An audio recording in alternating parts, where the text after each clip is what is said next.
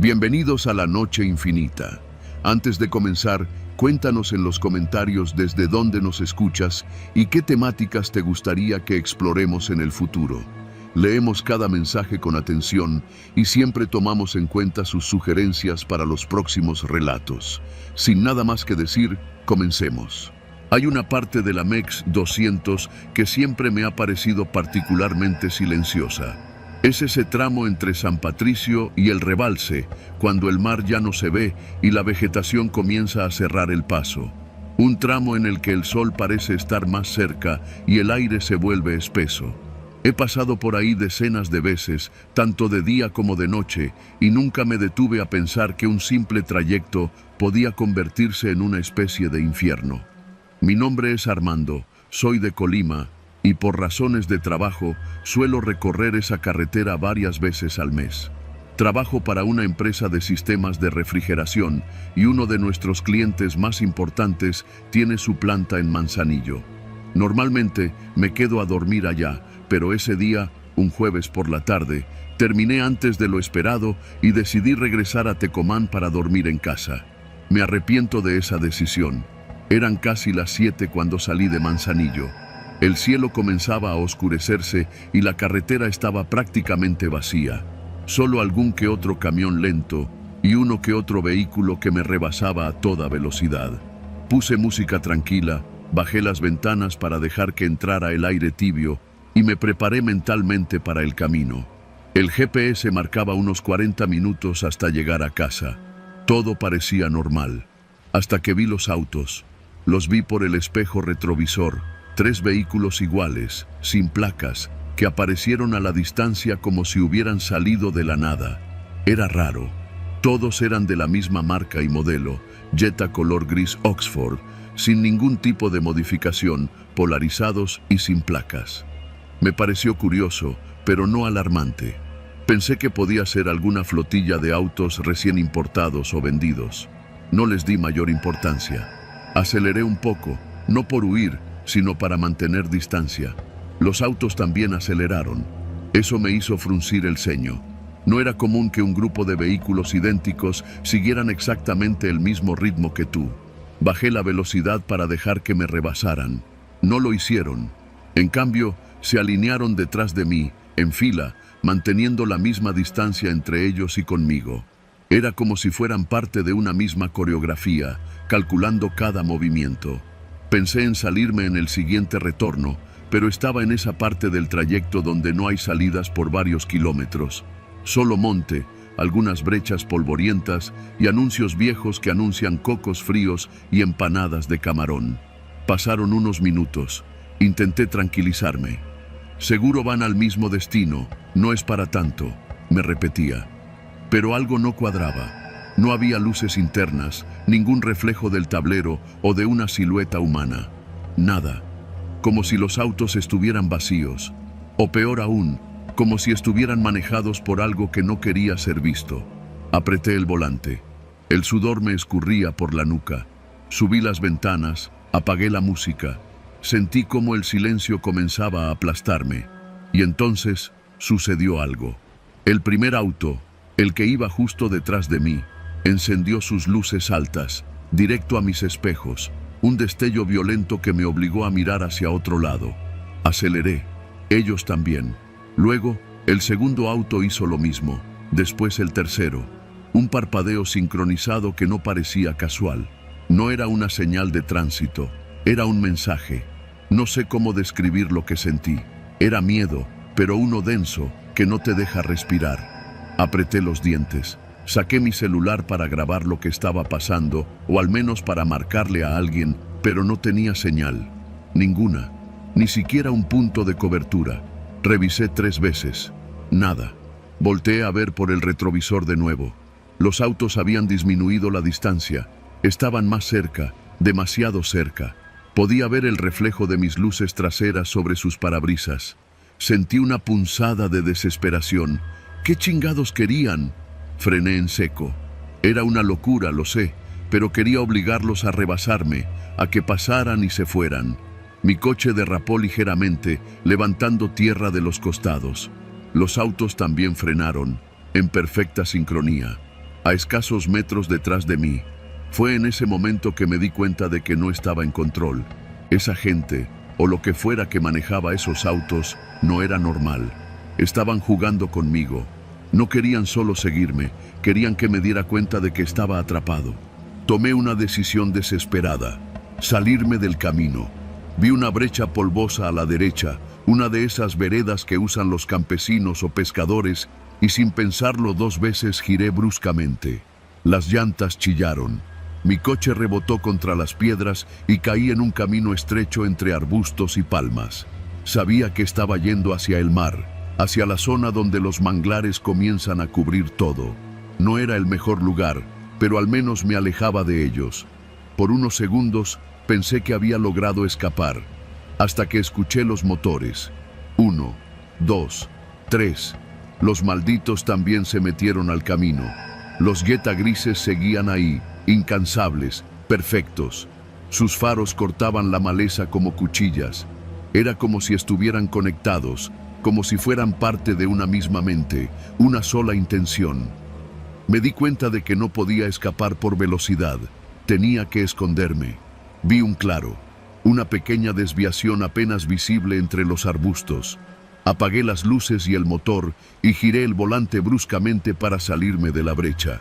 El coche quedó a medio escondido entre la vegetación, inclinado de lado. Me agaché en el asiento, intentando controlar mi respiración. Los 3 autos pasaron lentamente, deslizándose por la brecha como si olfatearan el aire. No frenaban, no aceleraban, solo avanzaban, hasta que el último se detuvo, justo a la altura de donde yo estaba. Contuve el aliento. No podía ver si alguien bajaba. Solo el sonido del motor encendido, el chirrido de la suspensión y el crujido de las llantas sobre la tierra húmeda. Y luego, silencio. Permanecí ahí, inmóvil, durante lo que me parecieron horas, con el estómago encogido, el cuerpo empapado en sudor y el celular aún sin señal. Solo la oscuridad, los ruidos del monte y ese coche detenido a escasos metros, hasta que dio la vuelta y se fue. Me quedé ahí, escondido, hasta que el sol comenzó a aclarar el horizonte. Cuando salí del coche, temblando, todo estaba en calma. La brecha lucía como siempre, y los rastros de llantas se perdían entre la maleza. No había señales de los Jetta, ni de placas, ni de huellas. Nada. Llegué a casa con la cara demacrada, las uñas llenas de tierra y la camisa empapada. No le conté a nadie durante días. Me costaba ponerlo en palabras sin parecer paranoico. Pero no fue paranoia, fue real. Pasaron semanas antes de que pudiera volver a manejar por la MEX 200. A veces veo un coche gris y siento cómo mi cuerpo se tensa. A veces sueño con luces altas que me siguen, sin descanso. Lo que me pasó esa noche no tiene explicación sencilla, pero sé que hay algo o alguien operando en esa carretera. Una caravana que no obedece las leyes del tráfico ni las reglas humanas. No sé si es crimen organizado, trata, contrabando o algo más retorcido. Solo sé que los Jetta sin placas siguen ahí. Y tú, si los ves por el retrovisor, no frenes, no les mires, no salgas del camino, porque si lo haces, puede que no vuelvas a salir.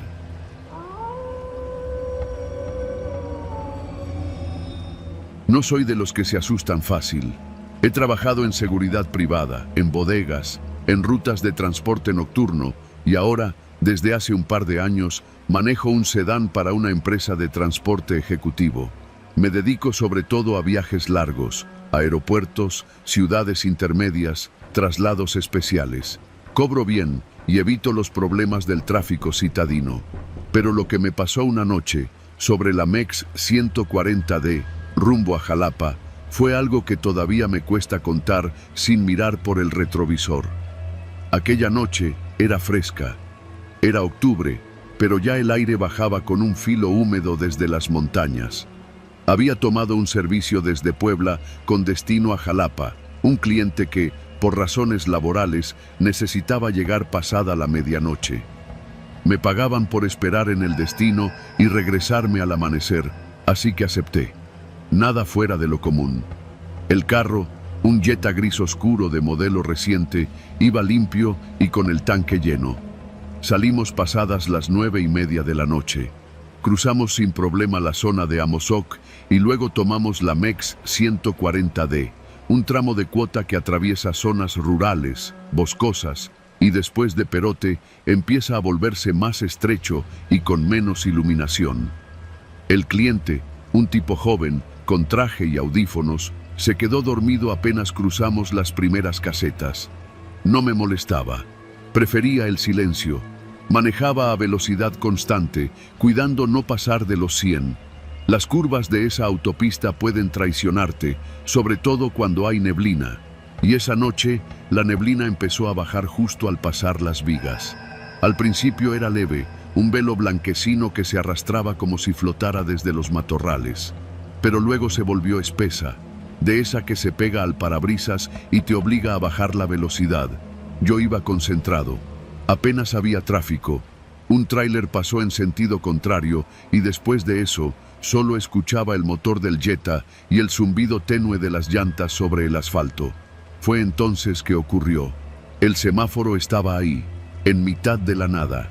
No sé si lo has visto, pero existe un semáforo rural, de esos que usan para cuando hay obras o algún tramo controlado. Está justo antes de una curva cerrada y un puente en reparación. Es raro ver uno de esos en una carretera federal, pero ahí estaba. Un solo semáforo portátil en medio del camino, con su luz roja encendida. No había señales de obra, ni maquinaria, ni nada más. Solo la luz roja brillando en la neblina como un ojo solitario. Frené por instinto, bajé la velocidad a casi nada y me detuve por completo. El cliente seguía dormido, y en ese momento lo escuché. ¿Me das chance? La voz venía del copiloto, del asiento vacío del copiloto. Mi cuerpo se congeló, no exagero. Fue como si algo me hubiera succionado el aliento. Giré la cabeza lentamente, con esa mezcla de negación y certeza que te atrapa cuando sabes que estás por enfrentar algo fuera de lo normal. La puerta estaba abierta. No lo había escuchado. No hubo clic, ni alarma, ni aviso en el tablero. Pero ahí estaba él, un hombre, subido ya en el asiento, cerrando la puerta con calma. Llevaba una chamarra de mezclilla gruesa, deslavada, y una gorra que le cubría los ojos. No parecía un vagabundo, ni tampoco un delincuente a simple vista. Su ropa estaba limpia, pero lo más raro era cómo se movía, con una lentitud medida, como si estuviera demasiado relajado para el contexto. Yo no supe qué hacer. Me quedé inmóvil, con las manos en el volante. El tipo se acomodó el cinturón de seguridad y se recargó en el asiento. «Gracias, hermano. Solo es un tramo corto», dijo, sin mirarme. ¿Qué haces?», pregunté, sin levantar la voz. Era más una súplica que un reclamo. «No te preocupes, no quiero broncas. Solo necesito cruzar el siguiente tramo. Son unos kilómetros. Luego me bajo». Mi mente buscaba explicaciones. ¿Se subió en algún momento? ¿Lo recogí sin darme cuenta? Imposible. El auto estaba cerrado, el cliente seguía dormido atrás y no había paradas desde el último Oxxo en Perote. Quise decirle que se bajara, que llamaría a la policía, pero no tenía señal, ni una sola barra. Revisé el tablero. El Bluetooth seguía conectado, el GPS seguía marcando ruta, pero el celular, nada. Ni cobertura, ni datos. Solo la hora, 10:42 de la noche. El semáforo seguía en rojo. «No te vayas a paniquear», dijo él, con voz tranquila. «Tú solo maneja. No traigo arma ni nada. Solo súbele poquito a la música». Extendió la mano y presionó el botón del estéreo. Empezó a sonar un corrido viejo, de esos de Chalino, con estática de fondo. Yo no lo había puesto. La USB estaba desconectada. «¿Quién eres?», logré decir. «Un tipo que necesita llegar, igual que tú». La luz cambió a verde. El auto avanzó solo. No estoy exagerando. Mis pies estaban temblando, pero el motor respondió como si alguien más lo controlara. Tomé el volante, más por instinto que por decisión, y seguí el camino. El tipo no decía nada más. Solo miraba hacia el frente, con esa calma que hacía que todo se sintiera más irreal. Condujimos en silencio durante unos 8 minutos. La neblina se volvió más espesa y el camino más angosto. Pasamos por una curva cerrada, donde la señalética estaba casi borrada por el moho. Entonces lo vi. Un auto, volcado en la cuneta. Luces apagadas, cofre abierto, nadie a la vista. «Frena», dijo el hombre del copiloto. Frené. «¿Lo ves? Ese era yo». «¿Cómo que?» Comencé, pero él se volteó hacia mí. Y ahí sí, el terror me atravesó. Su cara no era normal. Tenía los ojos tan abiertos que parecía que se le iban a salir. Pero lo peor era su piel. Estaba reseca, cuarteada, como cuero viejo. Tenía sangre seca en el cuello y la gorra ocultaba parte de lo que parecía una fractura expuesta en el cráneo. Me volqué ahí hace una semana. Nadie me encontró. Nadie se detuvo. Todos pasaban y veían el coche como si fuera chatarra abandonada. Me quedé ahí, viendo pasar los días. Solo quiero llegar a mi casa, ver a mi mamá, o lo que quede de ella. Me paralicé. «¿Qué eres?», balbuceé. «¿Tú qué crees?», respondió con una sonrisa rota. «Pero tranquilo, ya casi llegamos». Y entonces desapareció. Así, como si el asiento se hubiera tragado su cuerpo. La puerta del copiloto se abrió. Esta vez sí la escuché. Un clic seco. El auto seguía encendido. El cliente seguía dormido. Volteé hacia atrás, esperando algo. Nada. Solo el sonido del motor y la música distorsionada que todavía seguía sonando. Me detuve unos metros más adelante, bajé del coche y vomité junto a una señal oxidada. La carretera estaba desierta. Y por primera vez en mi vida, supe lo que era sentirme verdaderamente solo. Pero no por la ausencia de personas, sino porque supe que, por unos minutos, había llevado a un muerto, o a lo que quedaba de él. Desde esa noche, no vuelvo a tomar la MEX 140D después de las 9. Y cada vez que me detengo en un semáforo rural, bajo el seguro, apago el estéreo y no miro al asiento del copiloto. Porque no sé si me volverá a pedir chance, y esta vez no sé si podré decirle que no.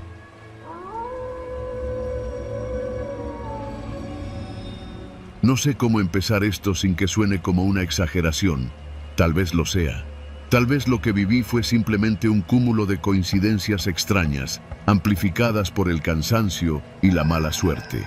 Pero desde aquella noche dejé de manejar solo de noche por la MEX 57D. Era lunes. Llevaba más de 15 horas manejando desde San Luis Potosí hasta la Ciudad de México, con escalas en Querétaro para entregar mercancía. Yo trabajaba como chofer para una empresa que transportaba componentes electrónicos. Nada especial, nada de riesgo, solo cajas con cosas caras y frágiles. La MEX 57D era mi ruta habitual, y para quien no la conozca, es una carretera que a ratos se siente infinita. Es recta, monótona, con tramos donde no hay ni una gasolinera en kilómetros. Si te agarra la noche ahí, es mejor tener tanque lleno, comida y nervios firmes. Eran poco más de las 11 cuando pasé por la zona de Polotitlán. El tráfico había bajado, la temperatura era agradable y la música en el estéreo me mantenía despierto. Me sentía bien. Sin embargo, poco antes de llegar a un tramo recto entre Huichapán y Tepeji, vi algo raro. A lo lejos, sobre el acotamiento derecho, se distinguían las luces traseras de un coche detenido. No era extraño. Siempre hay autos descompuestos, gente esperando grúa o descansando. Pero mientras me acercaba, noté que el vehículo tenía el motor encendido. Eso tampoco era raro. Lo que sí lo fue que las puertas estaban abiertas. Las dos. Del conductor y del copiloto. Reducí la velocidad. No por curiosidad, sino porque algo en el ambiente me pidió que lo hiciera. Bajé la música y me acerqué lentamente. Era un sedán oscuro, parecía un Versa o un Aveo, no estoy seguro. Las luces traseras brillaban, pero no se movía. El motor sonaba estable. Me orillé unos metros adelante. Encendí mis intermitentes. Mi primer impulso fue bajarme a ver si alguien necesitaba ayuda, pero no lo hice. Algo me lo impidió.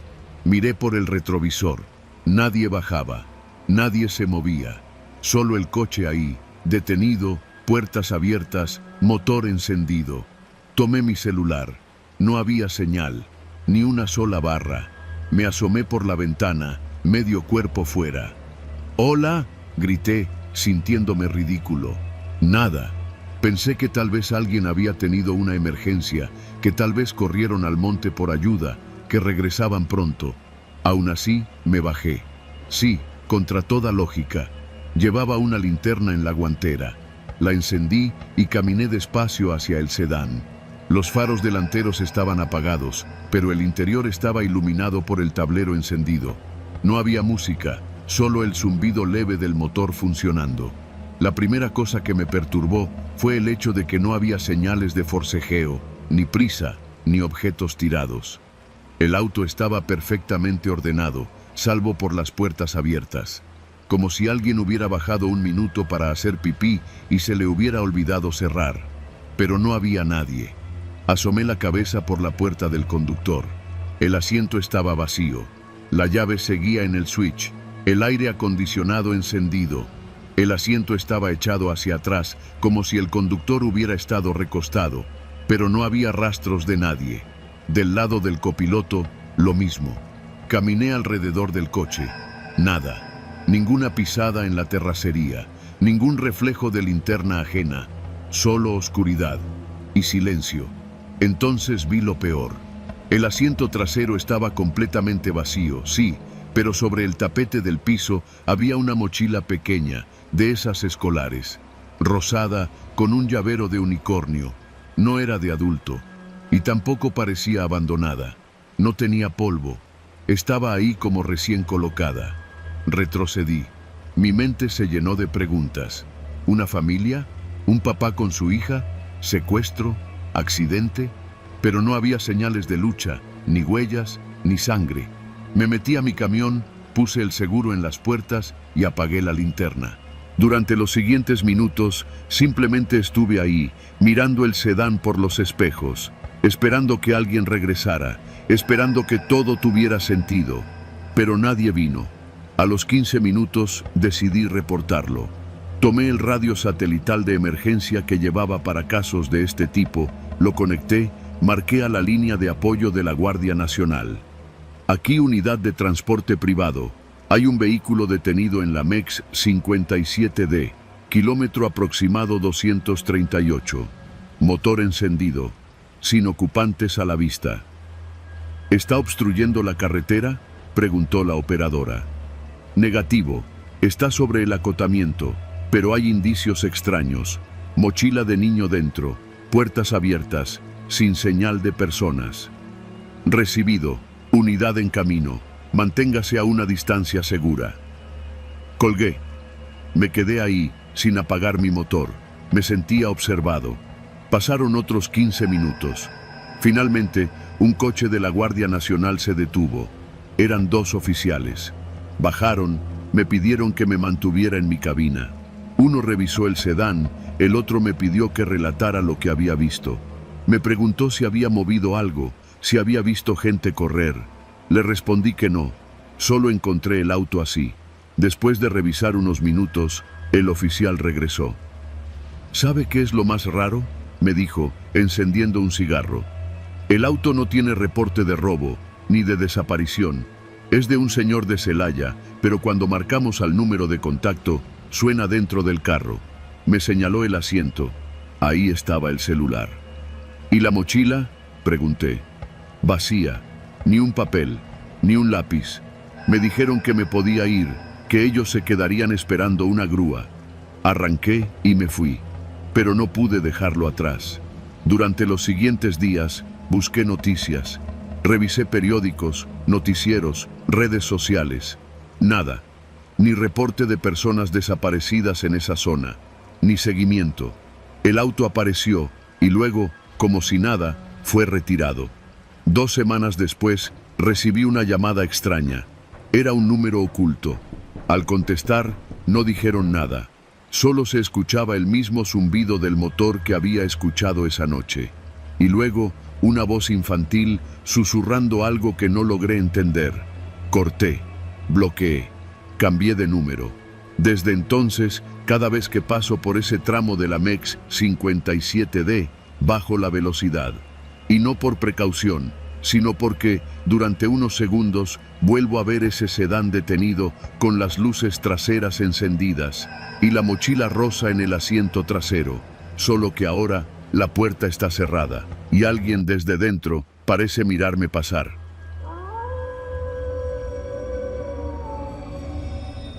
No hay forma de prepararte para lo que no entiendes.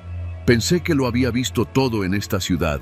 Asaltos, peleas, accidentes.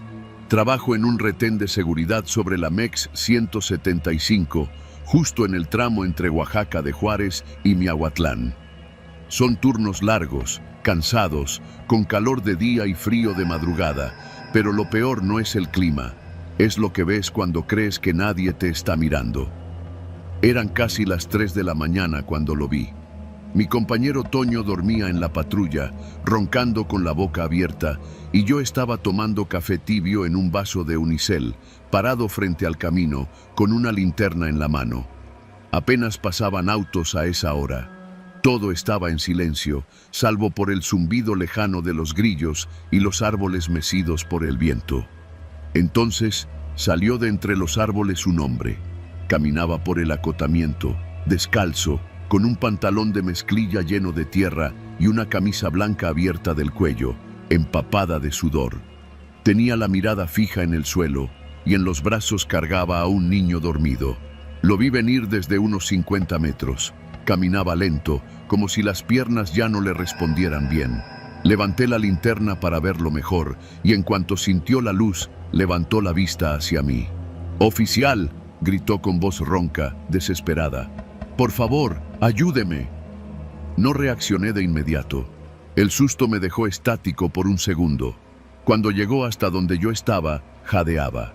Tenía el rostro cortado por varias ramas y una mancha de sangre seca en la frente. El niño no se movía, pero respiraba. Se notaba por el movimiento tenue de su pecho. «¿Qué pasó? ¿Dónde están sus zapatos?», pregunté, ya con el radio en la mano. «Nos bajaron del camión», dijo. «Nos bajaron a la fuerza». «¿Quiénes?». «No sé, no los vi bien. Eran hombres, con armas. Nos hicieron caminar al monte. Uno de ellos dijo que era una revisión de migración, pero no era eso». Me hablaba con voz quebrada y los ojos se le llenaban de lágrimas cada vez que miraba al niño. Me di cuenta que el niño tenía una mochila escolar colgada del cuello, una de esas baratas, con un estampado de dinosaurios. «¿Está bien el niño?», pregunté, tocándole el hombro. «Está muy cansado. No ha comido en horas. No quería que se quedara dormido, pero no aguantó más. Se llama Ismael. Tiene 5 años. Le pedí que me acompañara al fondo de la patrulla». Toño se despertó con el golpeteo de las puertas. «¿Qué onda?», preguntó, medio dormido. «Tenemos una situación», le dije. «Llama a la estatal y ve pidiendo una ambulancia. Hay un niño deshidratado». Mientras Toño hacía las llamadas, llevé al hombre a sentarse en la banca trasera de la unidad. Le ofrecí agua y un chocolate que llevaba en la mochila. «¿Cómo te llamas?». «Juan». «¿Y qué hacías por aquí a esta hora?». Me miró como si fuera estúpido. «Estoy huyendo. Quiero cruzar con mi hijo. Mi esposa ya no está. La mataron en Tapachula hace un mes. Yo no me iba a quedar allá». Calló un momento. Le temblaban las manos. Nos subimos a un camión que venía de Tuxtla. Había otros como nosotros. Gente que solo quiere cruzar, oficial. Pero antes de llegar a Miahuatlán, una camioneta nos cerró el paso. Gente armada. Nos bajaron a todos. A algunos los amarraron. A otros se le quebró la voz. A otros se los llevaron. Yo me metí al monte con el niño. Caminé sin rumbo hasta ver la carretera. No supe qué decir. Toño volvió y me dijo que la estatal llegaría en unos 20 minutos, pero no había ambulancia disponible. El hospital más cercano estaba cerrado por remodelación. Lo más rápido sería llevarlos nosotros. «¿Qué quieres hacer?», me preguntó en voz baja. «¿Lo subimos?». Asentí. Mientras Toño acomodaba los asientos, me quedé con Juan. Algo me tenía incómodo. No sé si fue su mirada o que no dejaba de repetir una frase sin sentido, como un susurro. No debí dejarlo, no debí soltarlo. ¿Cómo? Mi hijo. Lo solté en el monte cuando me caí, pero lo volví a encontrar. Estaba dormido, igual que ahora. Le eché un vistazo al niño. Seguía igual, respirando pero inmóvil. Una gota de sudor le resbalaba por la frente a pesar del frío. Tenía unas pequeñas manchas negras en las manos. Pensé que era tierra, pero no olía a tierra. Era un olor más fuerte, más metálico. Lo llevamos en la patrulla. Yo manejaba. Juan iba en la parte trasera, abrazando al niño con una desesperación silenciosa. Cada cierto tiempo me pedía que me apurara, que no sabía cuánto más iba a resistir, que si pasaba algo, que por favor lo ayudara a enterrarlo. Toño me miró. ¿Tú también lo estás sintiendo? ¿Qué? Ese olor, ese frío. Es como si ese niño estuviera muerto. Quise callarlo. No era momento para suposiciones, pero Toño no era alguien fácil de callar. Ese niño no se mueve. No ha abierto los ojos ni una sola vez. ¿Y viste las manchas? Llegamos a la clínica rural de San José del Pacífico, una especie de centro improvisado con 2 camas y un solo médico de guardia. Cuando entramos con Juan, la enfermera nos miró extrañada. ¿Qué tiene el niño? Está inconsciente, posiblemente deshidratado, pero cuando ella se acercó, retrocedió al instante. ¿Qué es ese olor? Yo también lo olí. No era sudor, no era sangre, era algo rancio, como un animal muerto, pero no venía del padre, venía del niño. El médico llegó, lo revisó, revisó el pulso, revisó los ojos, sacudió la cabeza y se puso los guantes. Llévense al padre afuera, esto puede ser delicado. Juan no quería soltarlo, gritaba, lloraba, pero entre Toño y yo lo sacamos. El niño quedó sobre la camilla. Está vivo, no lo toquen, es mi hijo. Los gritos se escuchaban desde el pasillo.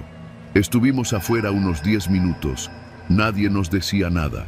El médico no salía, hasta que escuchamos un ruido de cristal rompiéndose.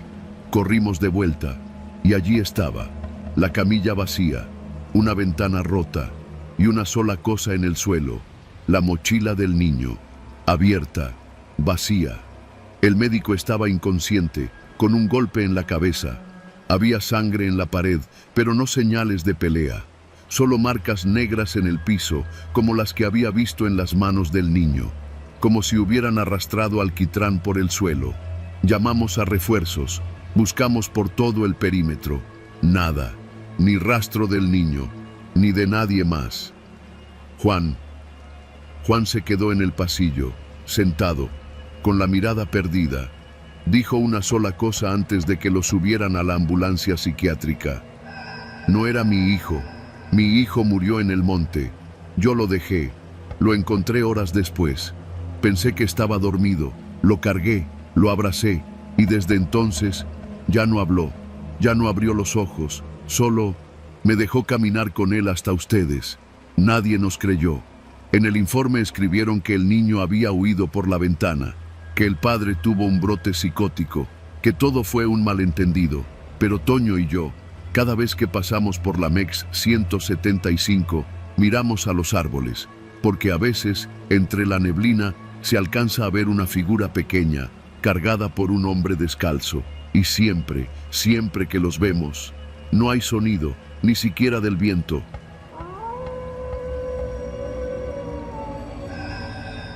Mi nombre es Octavio. Trabajo para una empresa de control de calidad industrial en Saltillo, Coahuila, y desde hace más de 10 años he hecho el mismo recorrido una y otra vez, desde San Luis Potosí hasta la planta en Ramos Arizpe, cruzando la MEX 57. La mayoría de las veces viajo de madrugada, justo antes del amanecer. Me gusta la carretera vacía, el aire fresco, el silencio de los cerros. No hay mejor momento para manejar que ese, cuando todo el mundo sigue dormido y el horizonte apenas empieza a pintarse de rojo. Aquella mañana salí de casa alrededor de las 4:30. Mi esposa seguía dormida. Le dejé una nota y bajé las escaleras con la mochila y mi termo de café. Mi coche, un Jetta blanco del 2015, ya me conocía de memoria. Ni música, ni radio, solo el sonido constante del motor y el golpeteo leve de los baches. Llené el tanque en una gasolinera al sur de la ciudad, pasé un Oxxo por si se me antojaba algo más y me lancé a la carretera. La MEX 57 es una ruta larga, cansada, a veces monótona, pero yo ya me sé sus curvas, sus topes invisibles, sus tramos eternamente en reparación. A esas horas no hay casi tráfico, tal vez uno que otro tráiler, un taxi de ruta foránea, algún Uber perdido. Todo transcurría como siempre. El cielo comenzaba a aclararse y yo tenía al menos 4 horas por delante antes de llegar a la planta. Pero algo fue distinto ese día. Lo noté al pasar el kilómetro 134, justo antes de la desviación hacia Matehuala. Vi una moto retrovisor derecho, lejos todavía, apenas un punto oscuro contra la luz tenue del amanecer.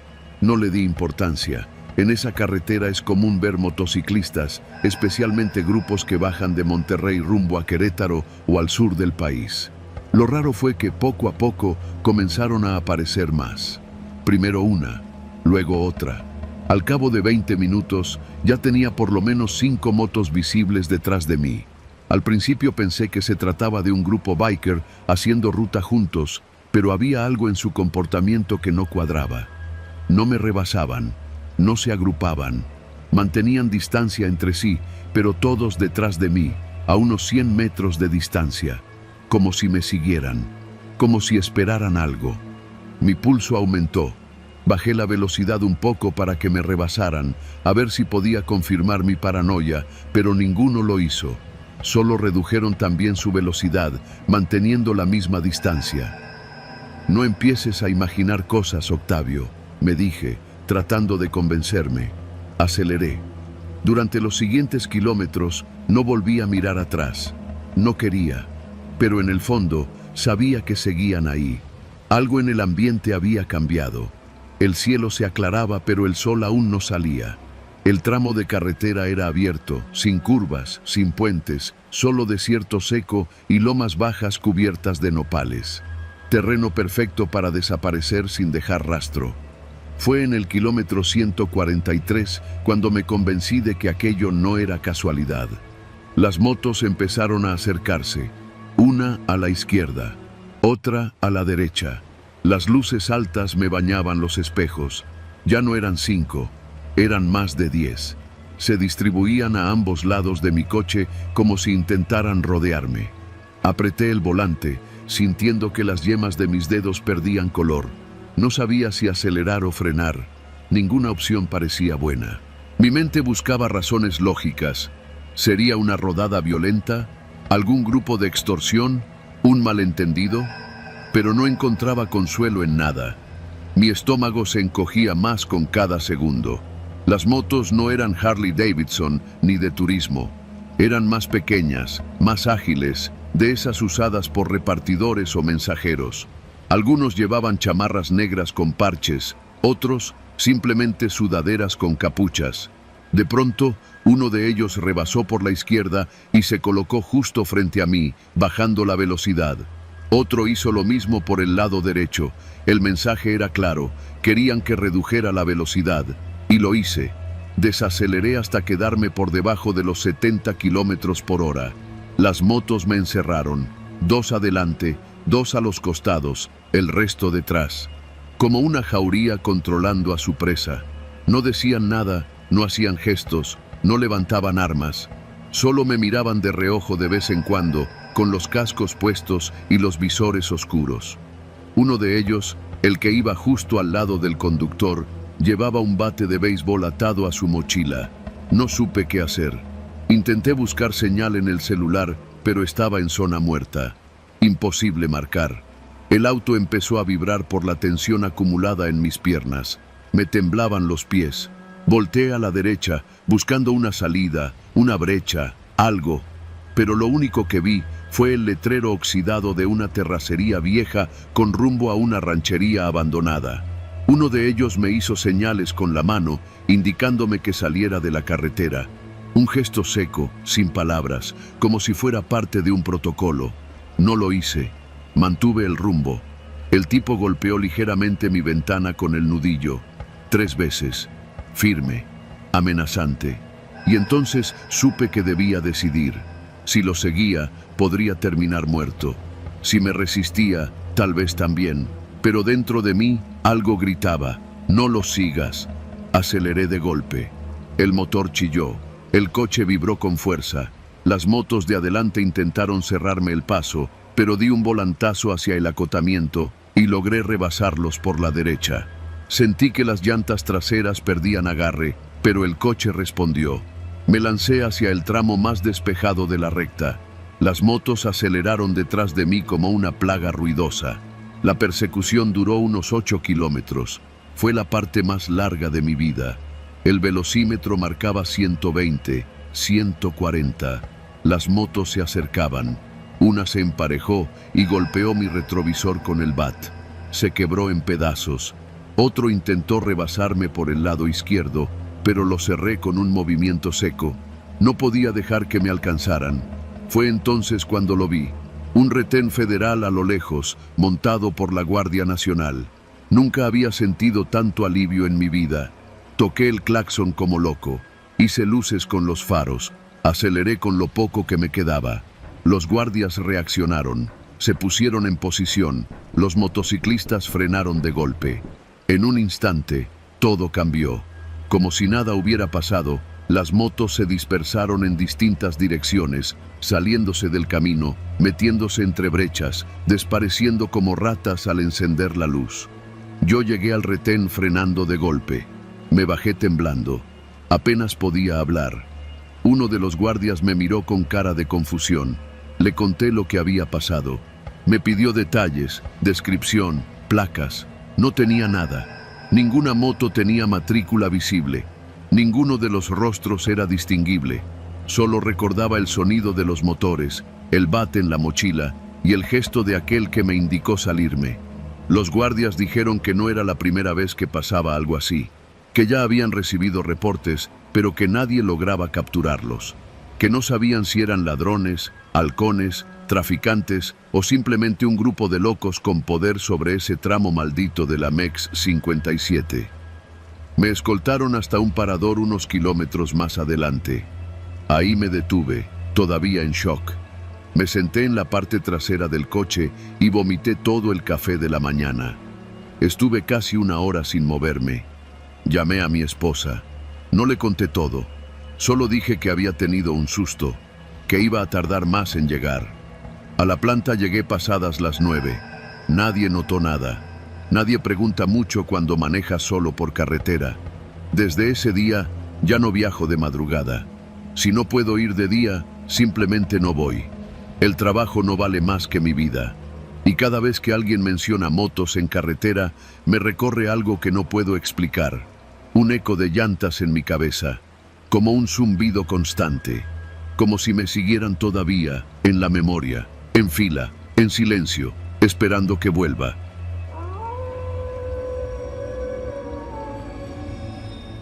Durante varios años trabajé como técnico de mantenimiento para una pequeña empresa de transporte con sede en Zacatecas. Mi chamba era revisar las unidades que llevaban carga hacia el norte y el Bajío, diésel, aceite, frenos, sensores, todo. Pero no era lo único que hacía.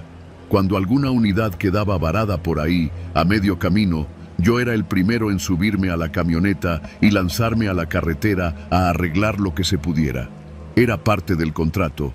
Uno pensaría que lo más peligroso de manejar en la MEX 51 sería el sueño, los animales en la noche o los asaltos en la zona de Fresnillo. Pero lo que me pasó en julio del año pasado no fue nada de eso. Fue otra cosa. Algo que sigue pasando, pero que nadie quiere ver. Aquel día me tocó ir hasta Villa de Cos. Una de nuestras unidades, un tractocamión de doble remolque, se había quedado parado a medio camino con el motor muerto. Me dieron las coordenadas, cargué herramientas y salí directo desde Guadalupe. El sol caía con todo. Eran más o menos las 3 de la tarde. Cuando llegué al punto, El operador del tráiler, un muchacho nuevo llamado Julián, estaba sentado a la sombra del remolque, con cara de susto. No le hace ni el intento, jefe. Se apagó como si le hubieran jalado el switch. Me dijo apenas bajé de la troca. Me puse a revisar el motor. Todo parecía normal. Batería cargada, conexiones bien, no había señales de sobrecalentamiento. Lo escaneé con el lector de diagnóstico y me arrojó un código raro, uno que pocas veces había visto: presión de combustible inconsistente. Para no hacerlo largo, parecía como si el motor no estuviera recibiendo gasolina suficiente o como si la bomba se hubiera tragado aire. ¿Dónde cargaste la última vez?, le pregunté a Julián. Se levantó de inmediato, nervioso. En una gasolinera antes de pasar Trancoso, una que está solita del lado derecho. Tiene techo blanco y una tiendita chiquita a un lado. Está bien barata, el litro a 18 pesos. ¿Y cuánto metiste?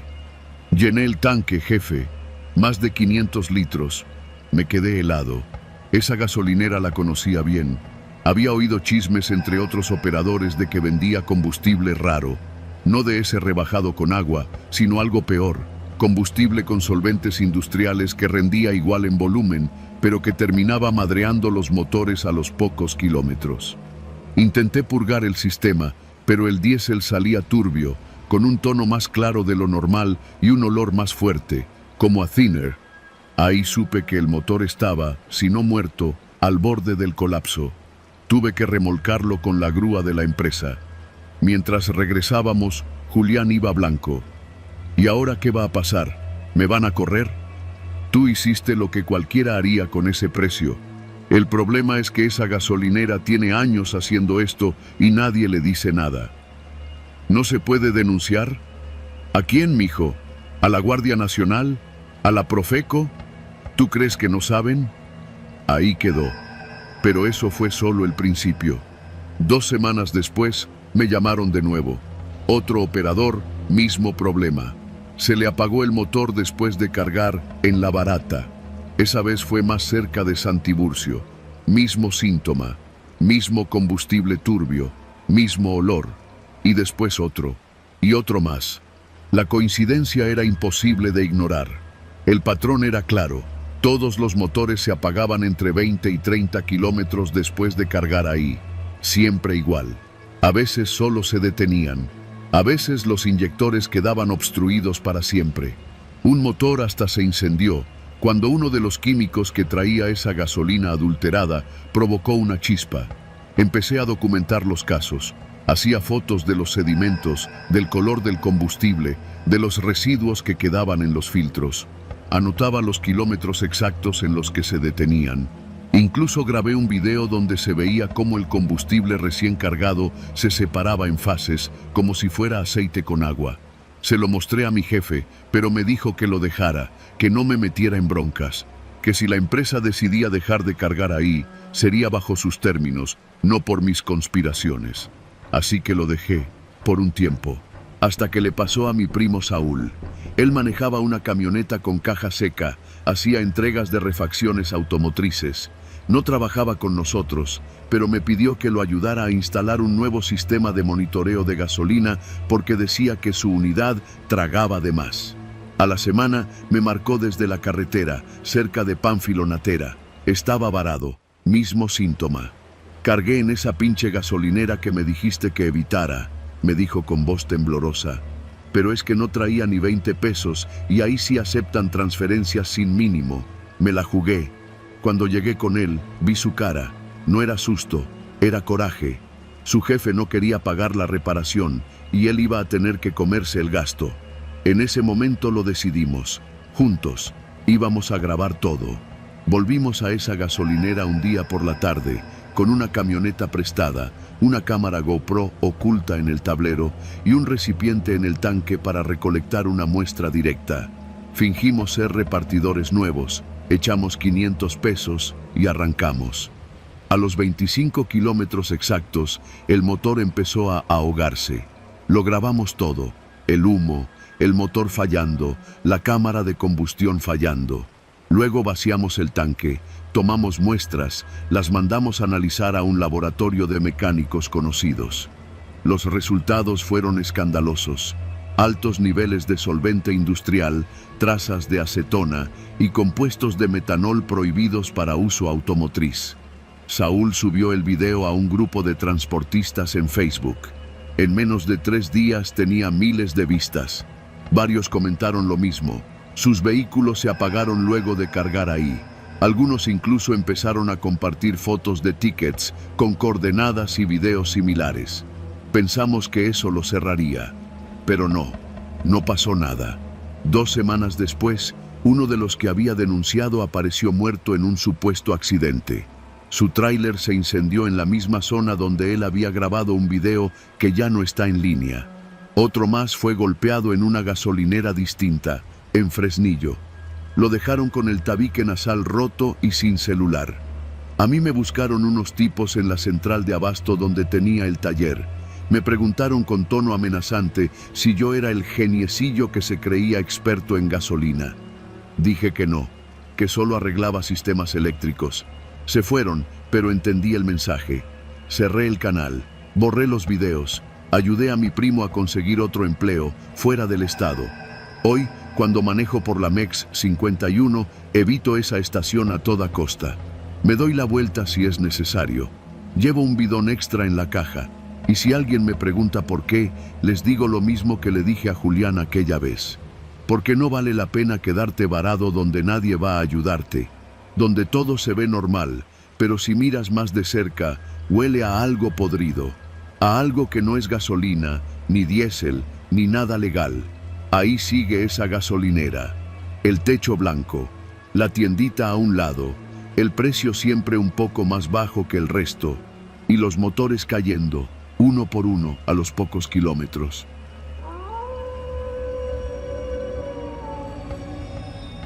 Nunca pensé que algo tan simple como una reunión de trabajo pudiera convertirse en la peor noche de mi vida. Soy Jorge, tengo 36 años, soy ingeniero de sistemas, vivo en Naucalpan, Estado de México, y trabajo para una empresa que ofrece servicios de tecnología a tiendas departamentales y cadenas de conveniencia. No soy el tipo de persona que anda metiéndose en problemas. Me gusta mantenerme al margen, ir al trabajo, regresar a casa, ver partidos y dormir tranquilo. Todo comenzó una tarde de jueves. Mi jefe me llamó para pedirme un favor, ir a revisar una instalación de red en una de las bodegas que recién habíamos equipado en una zona industrial al norte de Iztapalapa. Era algo rápido, según él. Solo verificar que los routers estuvieran activos y confirmar que la conexión a los servidores era estable. Como no había tráfico a esa hora, acepté sin chistar. La bodega estaba en una zona fea, de esas que parecen fantasmas después de las 8 de la noche.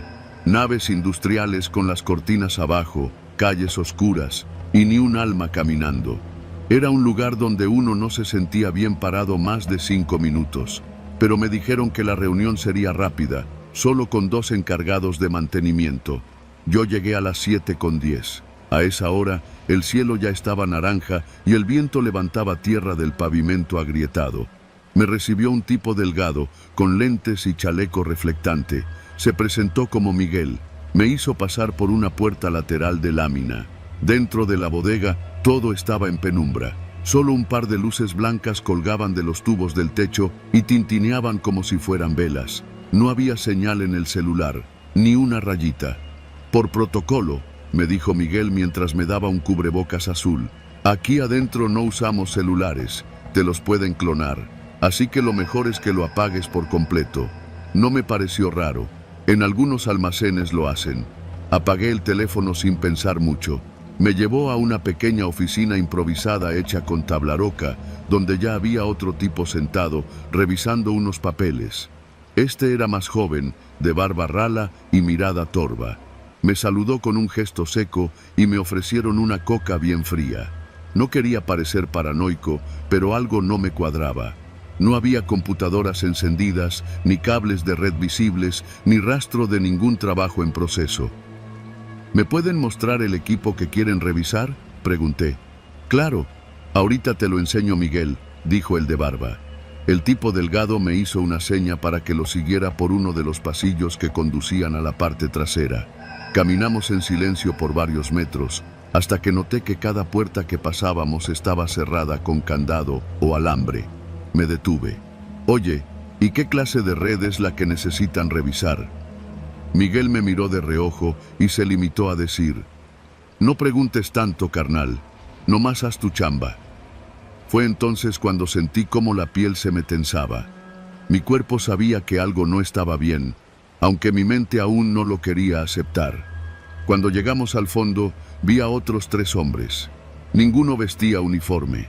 Uno traía una camiseta de fútbol, otro una chamarra negra con capucha y el tercero, más robusto, portaba un radio de corto alcance colgado al pecho. El tipo robusto nos miró y luego dijo en voz baja: ya se armó, cierren la entrada principal. Miguel se me acercó. Quédate aquí, no saques el celular, no hagas preguntas, no hables con nadie. Yo me quedé helado. Quise protestar, pero un ruido me interrumpió. Eran motores, varios. Después se oyeron pasos pesados, botas contra el concreto. En menos de un minuto, al menos una docena de hombres armados entraron a la bodega. Todos traían fusiles, mochilas negras y pasamontañas. Algunos gritaban órdenes, otros revisaban el lugar como si ya supieran cada rincón. Un par de ellos tenía acentos norteños, otros usaban modismos de la sierra. Se notaba que no eran improvisados. «¡Apaguen todos los celulares!», gritó uno de ellos desde el centro de la bodega. Nada de fotos, nada de llamadas. Yo intenté no mirar, no reaccionar. Saqué mi celular solo para comprobar que, efectivamente, no tenía señal. Lo volví a guardar. Los tipos se movían como si hicieran esto cada semana. Uno a uno fueron revisando a cada persona que estaba ahí, incluidos los de mantenimiento, que en realidad ya no sabía quiénes eran. Miguel desapareció. Me quedé parado junto a unas tarimas llenas de cajas vacías. A los pocos minutos entró una camioneta blanca, de esas tipo RAM, con placas cubiertas por lodo. Del asiento trasero bajaron a un hombre encapuchado, con las manos amarradas con cinchos. Lo arrastraban. Le sangraba la nariz. Lo metieron a una de las oficinas improvisadas. Nadie decía nada. Uno de los tipos, que parecía ser el líder, se subió a una tarima y nos habló fuerte, sin gritar. «Esto no es con ustedes, nomás cooperen y en media hora se van a su casa sanos y salvos. No saquen sus teléfonos. El que lo haga, no sale.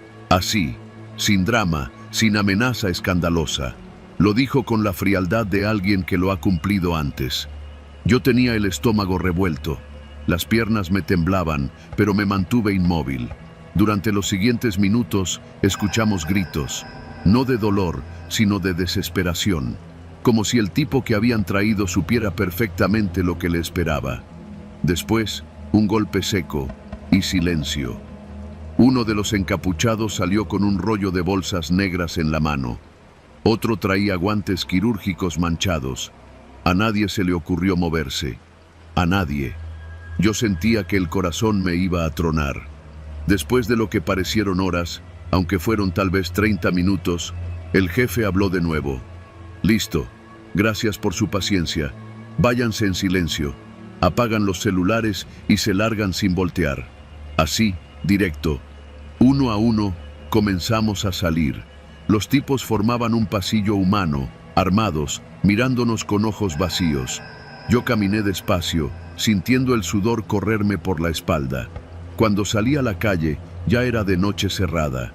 La zona seguía igual de vacía. Ningún policía, ninguna patrulla, nadie. Subí al carro, arranqué y no volví a mirar atrás. Esa noche no dormí. Al día siguiente, llamé a mi jefe y le dije que había tenido una urgencia médica y que no pude quedarme en la bodega. Inventé una historia mediocre. Él no hizo más preguntas, como si ya supiera. 2 días después, revisé las noticias. Nada. Ni una sola mención de un grupo armado. Ni una sola nota de un levantón en esa zona. Como si nada hubiera pasado. Como si los que estábamos ahí fuéramos cómplices invisibles de un secreto que nadie iba a contar. No regresé a esa bodega. Cambié mi número. Compré un nuevo celular. Me volví paranoico con la geolocalización. Dejé el trabajo 3 meses después. No di explicaciones. Hay noches en que todavía sueño con ese hombre encapuchado, con su mirada perdida, con los fusiles apuntándome en silencio, con la bolsa negra. No sé quién era, ni qué hizo, ni por qué. Pero sí sé esto. En este país hay lugares donde el silencio no es cobardía, es supervivencia.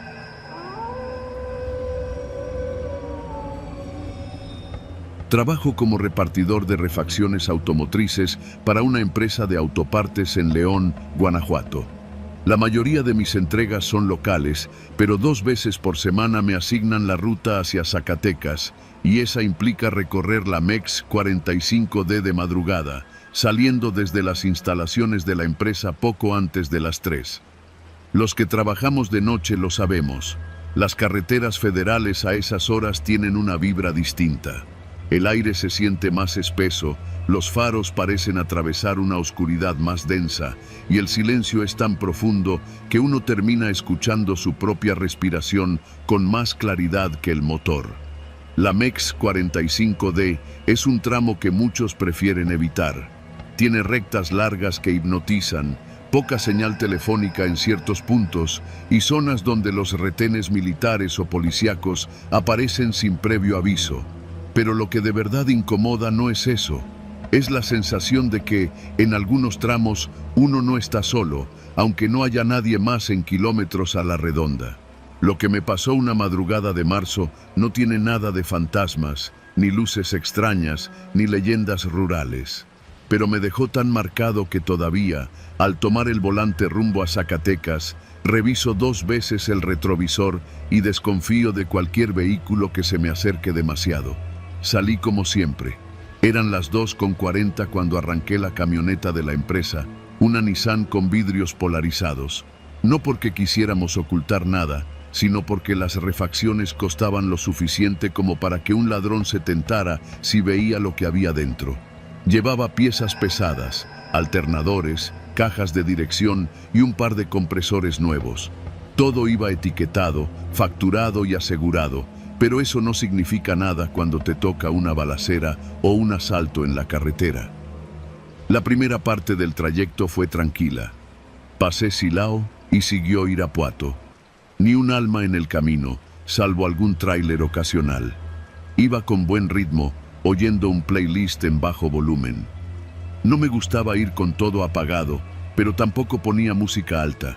Hay que tener los oídos atentos, uno nunca sabe. Poco antes de llegar a un tramo entre Romita y la salida a Manuel Doblado, noté por el retrovisor que una camioneta venía detrás de mí. No era raro, esa carretera es de doble carril y aunque a esa hora no hay mucho tráfico, siempre hay uno que otro vehículo que parece ir deprisa. La curiosidad me ganó. Volteé de reojo y vi que era una SUV negra, de esas grandes, quizá una Suburban. Lo que me llamó la atención fue que llevaba los vidrios completamente polarizados. Todos, incluso el parabrisas. No vi luces interiores ni pude distinguir cuántas personas iban dentro. Aceleré un poco, más que nada para mantener distancia. Pero la camioneta hizo lo mismo, y ahí empezó todo. No soy paranoico. He pasado por situaciones incómodas en esta ruta. Vacas atravesadas, tráilers volcados, operativos extraños, pero nada como lo que sentí esa noche. La Suburban no me rebasaba, pero tampoco se alejaba. Se mantenía a unos 30 metros, pegada al carril de baja. A ratos parecía acercarse, pero nunca lo suficiente como para darme chance de verla bien. Pensé que tal vez era una patrulla encubierta. A veces pasa. Se acercan, revisan las placas y si todo está bien se alejan. Pero esta camioneta no tenía estrobos, ni antenas, ni los faros auxiliares que suelen llevar. Era un vehículo civil. Punto. Pasaron unos 10 minutos así. Decidí probar algo. Tomé una desviación secundaria que lleva a una gasolinera abandonada, donde a veces me detengo a revisar las llantas. No lo necesitaba, pero quería ver si la camioneta seguía su camino. Cuando giré, miré por el retrovisor, y la Suburban también giró. Aquí fue donde algo dentro de mí se activó, una alerta. Esa sensación de que ya no estás en un trayecto normal, sino en una situación que podría salir mal. No me detuve en la gasolinera. La pasé de largo y salí de nuevo a la carretera por otra rampa. La camioneta hizo lo mismo. Lo confirmé por completo cuando apagué mis luces por unos segundos, una técnica que usamos algunos repartidores para ver si los que nos siguen hacen lo mismo. La Suburban también apagó sus luces. No por completo, pero bajó a las luces de posición. Imitó mi movimiento. Estaban siguiéndome. Tomé el radio de la empresa, pero no había señal. Ni siquiera estábamos tan lejos de la zona urbana, pero esa carretera tiene huecos donde la comunicación se pierde. Ni datos, ni llamadas, ni radio. Manejé en silencio varios kilómetros. Cada minuto que pasaba, la tensión crecía. La Suburban se mantenía detrás. Me puse a pensar, ¿quieren que me detenga? ¿Van a bloquearme? ¿Esperan que yo me desvíe a un lugar más solitario? Decidí lo que me pareció lo más sensato.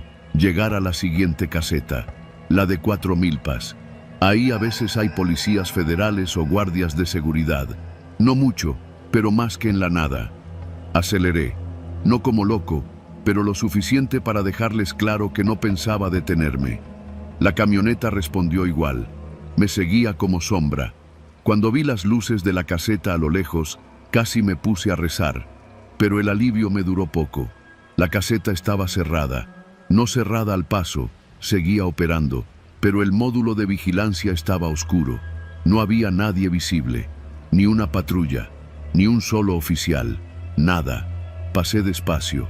Pensé en detenerme, pero algo me dijo que si lo hacía, ellos también lo harían. Y me quedarían atrás, en un punto donde nadie iba a ayudarme. Fue ahí cuando tomé la decisión más arriesgada de mi vida laboral. Giré el volante bruscamente al salir de la caseta y tomé una brecha de terracería que lleva a una zona de granjas. No estaba seguro de a dónde salía, pero sabía que se alejaba del camino principal. No podía ver si la Suburban me seguía, pero por el polvo en los espejos supe que sí. Sentí las piedras rebotar bajo las llantas, el golpeteo metálico del cargamento en la parte trasera. Iba sin control, pero ya no me importaba. Solo quería sacarlos de mi ruta.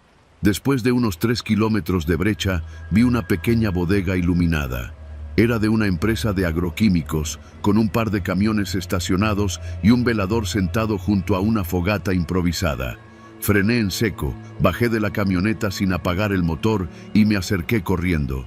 ¡Ayúdeme!, grité sin pensar. El señor se puso de pie, alarmado. Me vienen siguiendo desde la carretera. No sé quiénes son, pero no se van. El hombre me miró, vio las luces que se acercaban y asintió. Caminó hacia la puerta de la bodega, sacó un radio viejo y dijo algo que no entendí. Luego, con voz tranquila, me dijo: «Métete a la sombra del tráiler, ahora vienen los demás». La Suburban apareció, se detuvo frente a la entrada y se quedó inmóvil unos segundos. Después, se dio la vuelta y se fue por donde había venido. Nunca supe quiénes eran.